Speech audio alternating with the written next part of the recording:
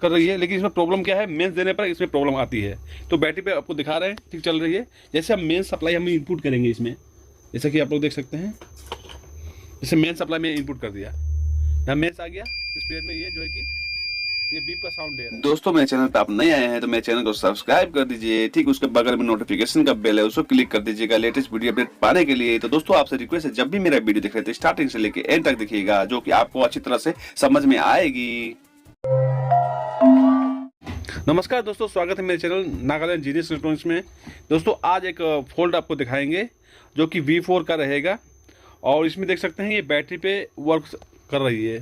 ठीक है, कोई दिक्कत नहीं है और ये सही से वर्क कर रही है। लेकिन इसमें प्रॉब्लम क्या है, मेंस देने पर इसमें प्रॉब्लम आती है। तो बैटरी पे आपको दिखा रहे हैं ठीक चल रही है। जैसे हम मेन सप्लाई हम इनपुट करेंगे इसमें, जैसा कि आप लोग देख सकते हैं, जैसे मेन सप्लाई में इनपुट कर दिया, यहाँ मेंस आ गया। इस पीरियड में ये जो है कि ये बीप का साउंड दे रहा है। जैसे दोस्तों इसमें बैटरी से कनेक्ट करके रखेंगे और मेन लाइन सप्लाई दे के रखेंगे और बीप पे साउंड देती रहेगी। उस पीरियड में हम लोग जो पिन नंबर 2 पे यानी पिन नंबर 2 पे वोल्टेज चेक करेंगे। यहाँ पे पिन नंबर 2 पे वोल्टेज आना चाहिए, जो कि लमसम 2 वोल्ट का आसपास ये आता है। लेकिन यहाँ पे वोल्टेज हम लोग चेक किए, यहाँ पे वोल्टेज बिल्कुल नहीं आ रहा है। तो यानी कि यहाँ पे जो सप्लाई आना चाहिए वो नहीं आ रहा है, और इसकी हीटसिंक पे जो 12 वोल्ट सप्लाई आती है 14 वोल्ट यहाँ प्रेजेंट है, कोई दिक्कत नहीं है। लेकिन यहाँ पे जो पिन नंबर 2 है उसमें सप्लाई नहीं आ रही है, जो कि फीडबैक से आती है।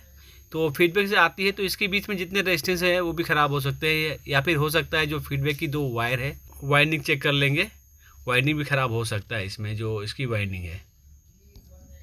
दोस्तों यहाँ पर कंटिन्यूटी नहीं आ रही है, यानी कि ये जो फीडबैक आता है ट्रांसफार्मर से ये नहीं आ रहा है, देख सकते हैं। तो हम लोग चेक करेंगे, हो सकता है यहाँ पे कुछ प्रॉब्लम हो, क्योंकि यहाँ पे आपका कंटिन्यूटी की आवाज़ देना चाहिए।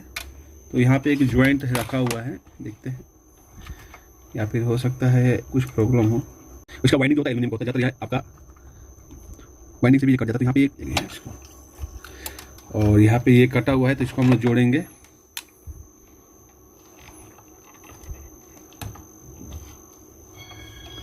जोड़ दिए इसको। अब दोस्तों इसमें कंटिन्यूटी एक बार चेक कर लेते हैं।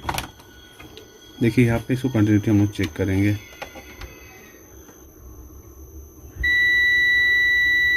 यानी कि ये ओके हो गया। यहाँ पे ये तार कटा हुआ था तो इसको हम लोग ब्लैक टेप लगा लेते हैं यहाँ पे। यहाँ पे अगर आपके पास ट्यूब है, ट्यूब भी लगा सकते हैं, कोई दिक्कत नहीं है। तो अगर ब्लैक टेप है तो ब्लैक टेप भी लगा सकते हैं। तो इसको अच्छी तरह से हम लोग ब्लैक टेप यहाँ पे लगा देते हैं।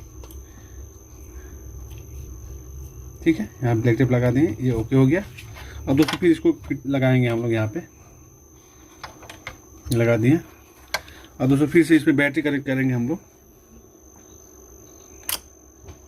बैटरी कनेक्ट कर दिए, मेज दे रहे हैं, ये ओके हो गई है। यानी कि इसकी जो फीडबैक की सप्लाई थी ये प्रॉब्लम था, जो कि हम लोग यहाँ पे लगा दिए, ओके हो गया। लेकिन दोस्तों सभी में जो कि ये फीडबैक का प्रॉब्लम नहीं होता है, कुछ और भी प्रॉब्लम होता है। तो थोड़ा सा आप लोग जो कि यहाँ पे जो इसकी डायग्राम है, डायग्राम से आप लोग अच्छी तरह समझेंगे। जैसे दोस्तों देख सकते हैं जहाँ पे ये फीडबैक आती है ट्रांसफार्मर से, यहाँ पे आपको 13 वोल्ट AC यहाँ पे मिलेगा। ठीक है, वहाँ पे आपको 4 डायोड देखने को मिलेंगे, जैसे कि यहाँ पे देख सकते हैं 4 डायोड है। ये 4 डायोड में कोई भी एक डायोड खराब होने पर ये आपका जो पिन नंबर 2 में, माइक्रो IC पिन नंबर 2 में जो कि 2 वोल्ट आपको देखने को मिलेगा। और ये 2 वोल्ट नहीं आ रहे हैं तो यहाँ पे आपका जो कि R32 जो रेजिस्टेंस लगा हुआ है 1K का, ये भी ओपन हो सकता है। तो इसको आप लोग चेक करेंगे। उसके बाद भी अगर यहाँ पे 2.8 वोल्ट आपको देखने को यहाँ पे मिलेगा, और यहाँ पे ये वोल्टेज नहीं आने पर आपको डायोड खराब हो सकता है। यहाँ पे R31 रेजिस्टेंस देख सकते हैं, 4.7K का ये रेजिस्टेंस लगा हुआ है, और ये रेजिस्टेंस भी खराब होने पर आपको यहाँ वोल्टेज देखने को नहीं मिलेगा। या फिर यहाँ पे देख सकते हैं, अगर मान लीजिए वोल्टेज यहाँ पे एक्सेस हो जा रहा है, 2 वोल्ट के ऊपर है वो वोल्टेज एक्सेस हो जा रहा है, तो यहाँ पे R37 जो कि 820 ओम्स का रेजिस्टेंस लगा हुआ है, अगर ये ओपन हो जाएगा तो यहाँ वोल्टेज ये बढ़ जाएगा। ठीक है, तो आपको देख लेना, यहाँ पे आपका 4 डायोड चेक करना है, और यहाँ पे जो कि आपका रेजिस्टेंस है, यहाँ पे 1 है, 2 और 3, ये रेजिस्टेंस कोई भी खराब होने पर आपको जो है कि ये वोल्टेज दिखने को नहीं मिलेगा। कभी कभी माइक्रो IC खराब होने पर भी आपको ये वोल्टेज देखने को नहीं मिलता है।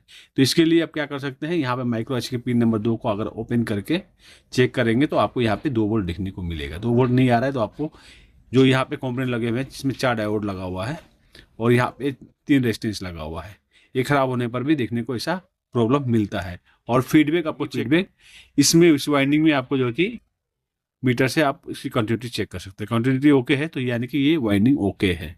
तो इसी तरह देख के आप जो कि ये प्रॉब्लम को डायग्नोज कर सकते हैं और रिजोल्व कर सकते हैं। तो दोस्तों ये मेरे वीडियो कैसा लगा कमेंट बॉक्स में जरूर बताइएगा। वीडियो को लाइक कीजिएगा, दोस्तों में शेयर कीजिएगा और सब्सक्राइब करना भूलिए। दोस्तों आज के इतना ही। Thank you for watching.